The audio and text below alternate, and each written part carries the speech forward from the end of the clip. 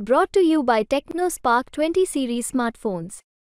काळ्याशार गाडीतून मोदींची झालेली धमाकेदार एंट्री ते येताच आम्हाला हृदयाचे ठोके थांबल्यासारखं वाटलं असं म्हणणाऱ्या गेमर्सचा गगनात न मावणारा आनंद।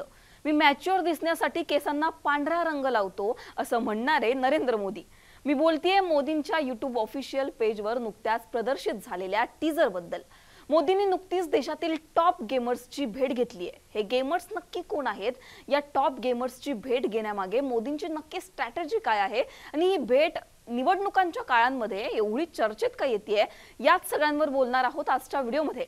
नमस्कार, मी पूजा, तुम्ही पाहताय मुंबई तक। लोकसभा निवडणुकांची रणधुमाळी सर्वत्र सुरू आहे। सर्वच राजकीय पक्षांनी निवडणुकांसाठी कंबर कसली आहे। सगळीकडे जोरदार प्रचार सुद्धा सुरू आहे। अशातच मोदींनी घेतलेली देशातील टॉप 7 गेमर्सची भेट सध्या चांगलीच चर्चेत आली आहे। मोदींच्या अकाउंटवरून प्रसिद्ध झालेल्या या टीजरमध्ये हे सर्व गेमर्स त्यांच्या सोबत दिसत आहेत। गेमर्स आणि मोदींमधला मनमोकळा संवाद या टीजरमध्ये दाखवण्यात आलाय। आपल्याला आलेले अनुभव, किस्से, अडचणी या सगळ्यांवर हे गेमर्स मोदींसोबत दिलखुलासपणे चर्चा करताना दिसतायत। भारतातील गेमिंग कल्चर, ई स्पोर्ट्स यांची वाढ आणि त्याचा अर्थव्यवस्थेवर पडणारा प्रभाव या सगळ्यांवर ही भेट असल्याचं आपल्याला दिसतंय। सगळ्यात पहिले मोदींची या गेमर्सना भेटण्यामागची स्ट्रॅटेजी नक्की काय आहे यावर बोलायच्या आधी हे गेमर्स नक्की कोण आहेत, त्यांची सोशल मीडियावर किती क्रेज आहे, त्यांचा किती फॅन बेस आहे यावर एक नजर टाकूयात। तर यामध्ये पहिलं नाव आहे नमन माथुर याचं, ज्याचे इंस्टाग्रामवर 5.3 मिलियन फॉलोअर्स आहेत, तर यूट्यूबवर 7 मिलियन त्याचे सबस्क्रायबर्स आहेत। पुढचं नाव आहे पायल धारे हिचं, जिचे 3.1 मिलियन फॉलोअर इंस्टाग्रामवर आहेत। 646K यूट्यूबर्सचे सबस्क्रायबर्स तिचे आहेत। त्याच्यानंतर पुढचं नाव आहे अनिमेश अग्रवाल याचं, ज्याचे इंस्टाग्रामवर 837K फॉलोअर्स आहेत। त्याच्यानंतर पुढचं नाव आहे मिथिलेश पाटणकर, ज्याचे 3.4 मिलियन फॉलोअर्स इंस्टाग्रामवर आहेत। गणेश गंगाधर, ज्याचे 57.5K फॉलोअर्स इंस्टाग्रामवर आहेत। अंशु विष्ट, ज्याचे 1.7 मिलियन फॉलोअर्स आहेत। तीर्थ मेहता, ज्याचा ट्विटरवर चांगलाच फॅन बेस आहे। आपण जर बघितलं तर सोशल मीडियावर मोठ्या प्रमाणात ऍक्टिव्ह असणारी आणि मोठ्या प्रमाणात फॅन बेस असणारी ही मंडळी आहे। याच्यातल्या प्रत्येक जण मोठ्या मोठ्या पोझिशनवर असून गेमिंग सेक्शनमध्ये मोठ्या प्रमाणामध्ये त्यांचे फॉलोअर्स आहेत, त्यांचा फॅन बेस आहे। पंतप्रधानांशी भेट झाल्यावर या तरुणांनी आपल्या भावना व्यक्त केल्या। आम्ही नुकतीच पंतप्रधानांशी ई गेमिंग उद्योगाच्या वाढीबद्दल चर्चा केली। त्यांची दृष्टी भारतात गेमिंगमध्ये क्रांती घडवून आणण्यासाठी सेट आहे। ही आमच्यासाठी प्राऊड मोमेंट होती। देशातील गेमिंगमध्ये क्रांती घडवून आणण्यासाठी आम्ही सज्ज आहोत असं म्हणत मोदींच्या भेटीनंतर या तरुणांनी आपल्या भावना व्यक्त केल्यात। आपण जर पाहिले तर भारतामध्ये 45 ते 55 कोटी खेळाडूंचे गेमिंग प्रेक्षक आहेत। अलीकडील उद्योग डेटानुसार भारतातील गेमिंग उद्योगाने 2013 मध्ये $3.1 अब्ज एवढी कमाई केली होती, जी 2012 मधील कमाईवरून 19% वाढलेली आहे।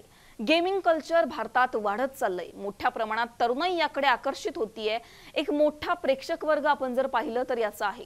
त्यामुळे मोदींनी निवडणुकांच्या तोंडावर घेतलेली ही भेट सध्या चर्चेचा विषय ठरतीये। आता देशातील एकूण मतदारांबद्दल जर बोलायचं झालं तर 96,88,00,000 इतका एकूण मतदार आपल्या देशामध्ये आहे। त्याच्यामध्ये नवीन मतदारांची संख्या 1,84,00,000च्या घरात आहे। 20 ते 29 या वयातील मतदारांची संख्या 19,74,00,000 इतकी आहे। म्हणजे 30च्या आतल्या मतदारांच्या संख्येबद्दल बोलायचं झालं तर एकूण 21,59,00,000 मतदार देशात 30 वयाच्या आतला आहे। आता हे मतदार कोण? तर content creators, gamers, social media influencer हे सगळे। त्याच्यामुळेच तुम्ही पाहिलं असेल तर मार्च महिन्यामध्ये देखील नरेंद्र मोदींनी नॅशनल क्रिएटर्स अवॉर्ड यांचं वितरण केलं होतं। देशातील टॉप डिजिटल क्रिएटर्सचा सन्मान मोदींच्या हस्ते करण्यात आला होता। त्याच्यामुळेच सोशल मीडियावर मोठ्या प्रमाणात असं बोललं जात होतं की निवडणुकांच्या तोंडावरच या नॅशनल क्रिएटर्सचा हा सन्मान होत आहे। एकंदरीत आपण जर पाहिलं तर निवडणुकांची रणधुमाळी सध्या सुरू आहे आणि अशात मोदींनी वेगवेगळ्या तरुणांना घेतलेल्या भेटी, सोशल मीडिया क्रिएटर्सना घेतलेल्या, गेमिंग क्रिएटर्सना घेतलेल्या भेटी सध्या चर्चेचा विषय ठरत आहे. 2019च्या निवडणुकांमध्ये सुद्धा आपल्याला असंच काहीतरी पाहायला मिळालं होतं.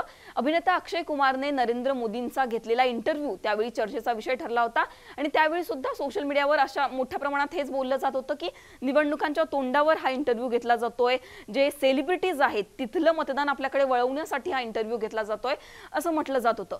तुम्हाला या सगळ्यांवर काय वाटतं? निवडणुकांच्या तोंडावर हे सगळं होतंय का? मोदींच्या या भेटीगाठींबद्दल तुमचं मत काय आहे हे आम्हाला कमेंट सेक्शनमध्ये नक्की कळवा. तुम्हाला काय वाटतं मोदींची या सगळ्या गेमिंग क्रिएटर्सना भेटण्यामागची स्ट्रॅटेजी काय असू शकते याबद्दलचं सुद्धा तुमचं मत कमेंट सेक्शनमध्ये सांगायला विसरू नका.